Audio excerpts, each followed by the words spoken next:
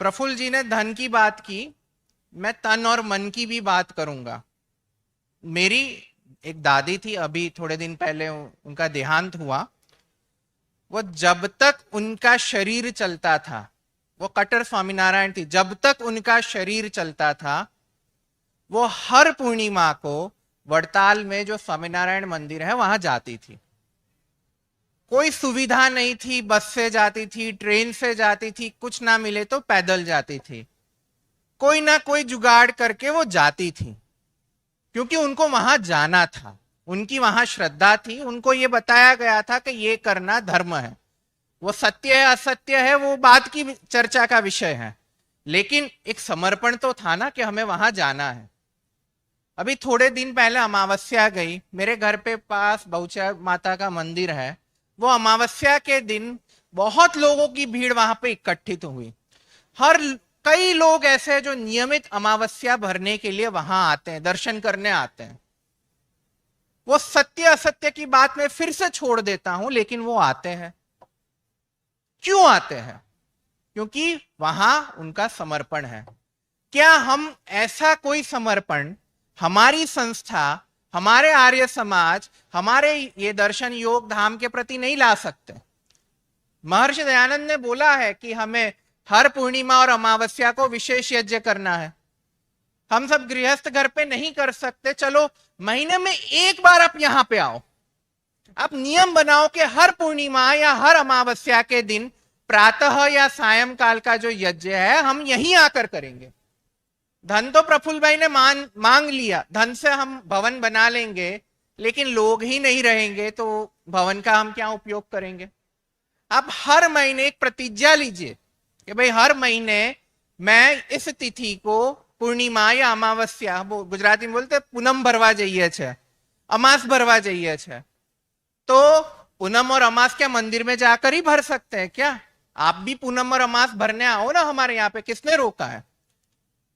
इससे क्या होगा? संस्था के प्रति समर्पण बढ़ेगा, नई पीढ़ी में वो संस्कार पास ऑन करेंगे। आप जितने नियम से चुस्त रहते हैं उतना परिवार वालों को पता चलता है कि ऐसा कोई नियम है, हमें पालन करना चाहिए। मेरी दादी ने जो नियम बनाया, जो संस्कार डाले, वो संस्कार आज शायद हमारे में धर्म के प्रति आए और हम धीरे धीरे धर्म के मार्ग पर चलते रहे और आर्य समाज से जुड़े। अगर हम जुड़ते ही नहीं, अगर संस्कार होते ही नहीं, तो कैसे जुड़ते? ये आर्य समाजियों की बहुत बड़ी समस्या है कि पुरानी पीढ़ी तो आर्य समाजी हो गई, लेकिन नई पीढ़ी वाले लोग आर्य समाज से नहीं जुड़ते। माँ बाप कट्टर आर्य समाजी, लेकिन बच्चे आर्य समाजी नहीं। क्यों? क्योंकि माँ बाप ने समर्पण नहीं करवाया।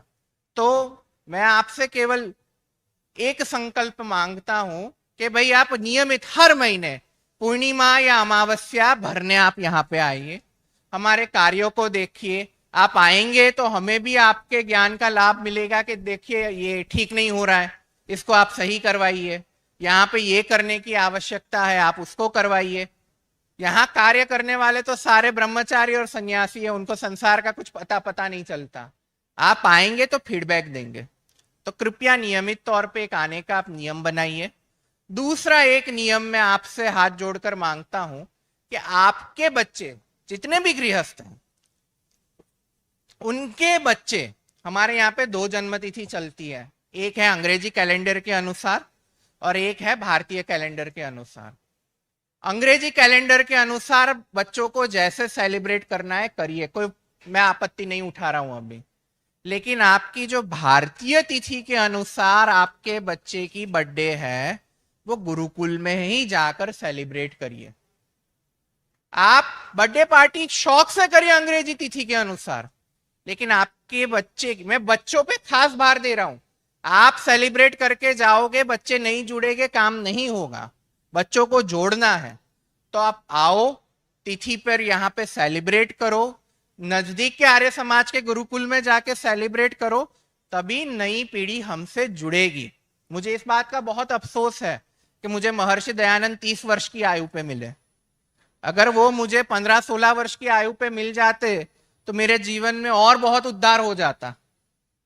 आपके बच्चों को ये अफसोस ना हो, इसलिए मैं आपसे पुनः हाथ जोड़कर ये आग्रह करूंगा, आप तन से जुड़िए, मन से भी जुड़िए, और जिसके लिए संभव हो वो धन से भी जुड़िए। आप, हमने तिथि के दान की घोषणा कर रखी है कि 5100 रुपए में आप तिथि लिखवा सकते हो। दान संकल्प फॉर्म भी सबके पास अवेलेबल है, जिसको दान लिखाना है वो संकल्प भी वहां पे दे सकते हैं। लेकिन संकल्प की पूर्णाहुति तभी होगी, पैसा भिजवा देने से काम नहीं होता है। आप जुड़ेंगे, हमारे कार्य में कार्यकर्ता बनेंगे, वही हमारे लिए सबसे बड़ी बात होगी। आप सबका धन्यवाद। महर्षि दयानंद सरस्वती की जय।